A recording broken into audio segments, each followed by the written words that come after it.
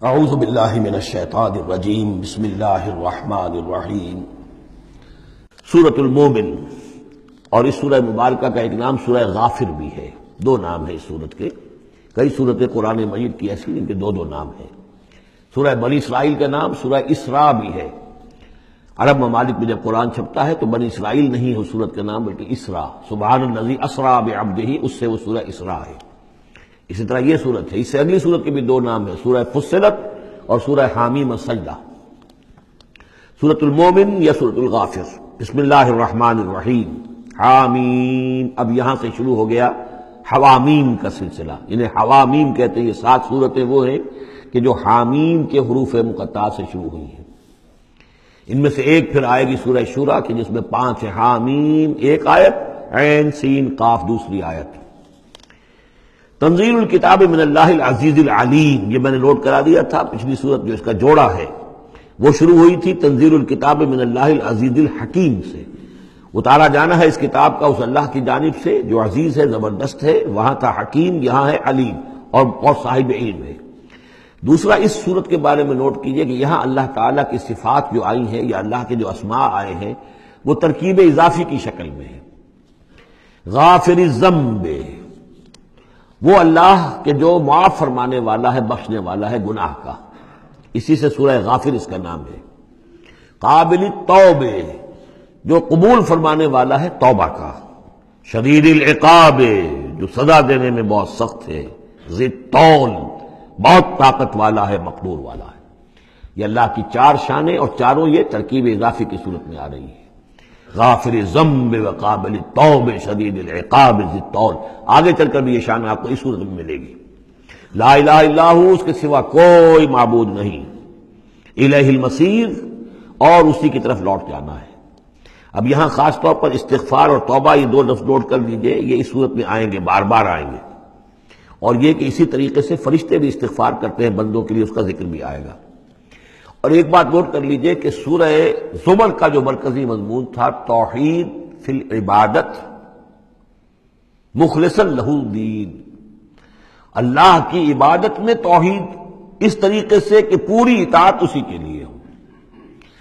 اب یہ ایمان کا جیسا کہ عبادت کا جوہر، میں نے اس جمعے میں بھی جو خطاب کیا تھا آپ کو یاد ہوگا، دعا، الدعاء مخ العبادہ، الدعاء هو العبادہ۔ تو گویا کہ توحید کے عملی رخ کا دوسرا پہلو کیا ہے؟ دعا۔ دعا صرف اللہ سے، کسی اور سے دعا نہیں۔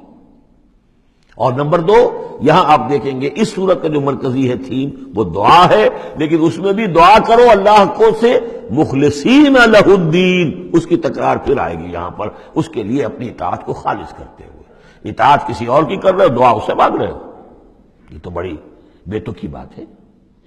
جاؤ اپنے انہی معبودوں کے پاس جن کی اطاعت کر رہے ہیں۔ اللہ کیوں مدد کرے تمہاری؟ تم نے اللہ سے غداری کی ہے؟ تم نے اللہ سے کیا ہوا وعدہ تھا کہ تیرے ملک میں تیرے دین کا بول بالا کریں گے، تم نے کیا ہے بول بالا؟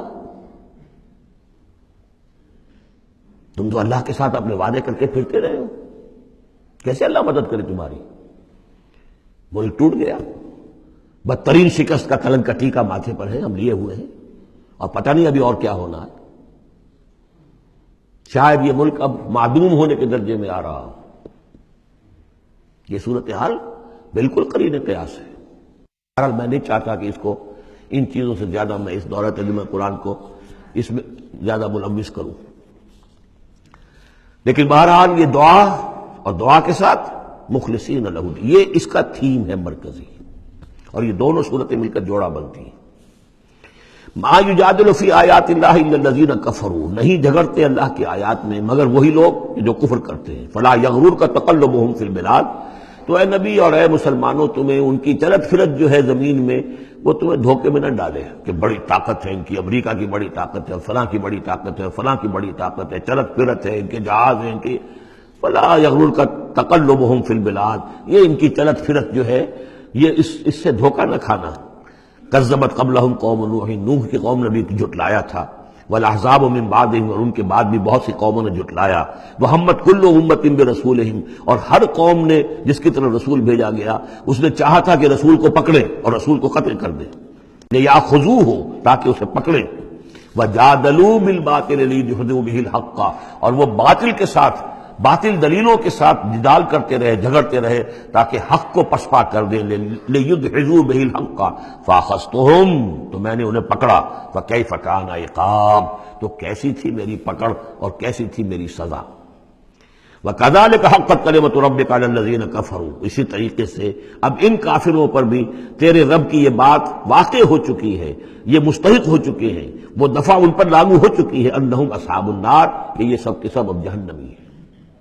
الذین یحملون العرش ومن حولہ، وہ فرشتے، دیکھیے پہلی صورت ختم ہو رہی تھی، وہ فرش، وہ جو اللہ کے عرش کے گرد فرشتے تھے، ان کا نقشہ جو ہے ڈراپ سین یہی تھا، وَتَرَى الْمَلَائِكَةَ حَافِّينَ مِنْ حَوْلِ الْعَرْشِ يُسَبِّحُونَ بِحَمْدِ رَبِّهِمْ، اب یہاں ان کا ذکر ہو رہا ہے، الذین یحملون العرش ومن حولہ، وہ فرشتے جو اللہ کے عرش کو اٹھائے ہوئے ہوتے ہیں اور جو اس کے ارد گرد ہوتے ہیں، یسبحون بحمد ربہم، اللہ کی تسبیح اس کی حمد کے ساتھ کر رہے ہوتے ہیں، ویؤمنون بہ، اس پر پورا یقین رکھتے ہیں، ویستغفرون للذین آمنوا، اور اہل ارض جو ہیں، زمین والے جو ہیں، ان میں سے جو اہل ایمان ہیں ان کے لیے استغفار کرتے ہیں۔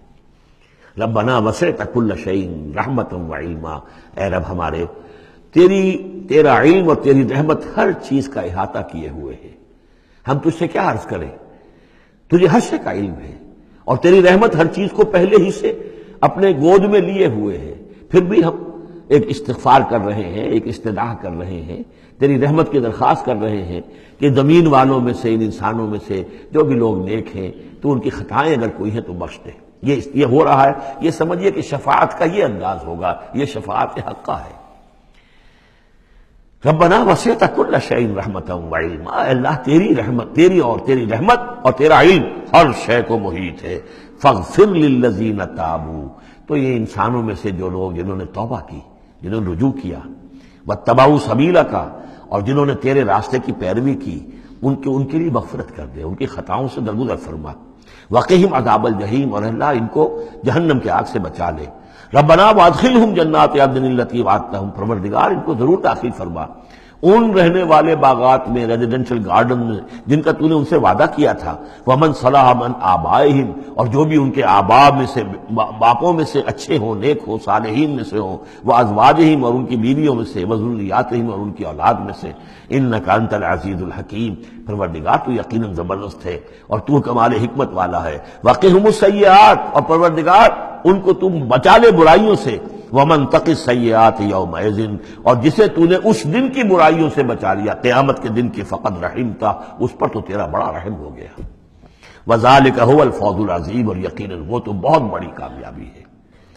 ان الذین کفروا، اب یہ تو نقشہ ہو گیا اہل ایمان کے لیے، وہ فرشتے جو ہیں اور مزید جن کے درجات اور بلند ہوں، جن کی خطائیں ہیں بخش دے۔ اور پھر یہ کہ کوئی جنتی جو جا رہا ہے اونچے درجے کا جنتی ہے، اسے تو نے بڑا اونچا رتبہ دیا ہے، اے اللہ ان کے جو والد ہوں، اس کے دادا ہوں، یا اس کے والدین میں سے، یا اس کی اولاد میں سے، یا اس کی بیوی، یا بیوی ہے تو اس کا شوہر اگر کمتر درجے کا رہ گیا ہے وہ صالح، ہے وہ نیک، ہے وہ جنتی، لیکن ہے کمتر درجے کا، تو اسے بھی ان کا ایلیویٹ کر کے اور ان کے برابر کر دے، تاکہ وہ جنت میں اپنے ان عزیزوں کے ساتھ، ان رشتہ داروں کے ساتھ رہے۔ صدق اللہ۔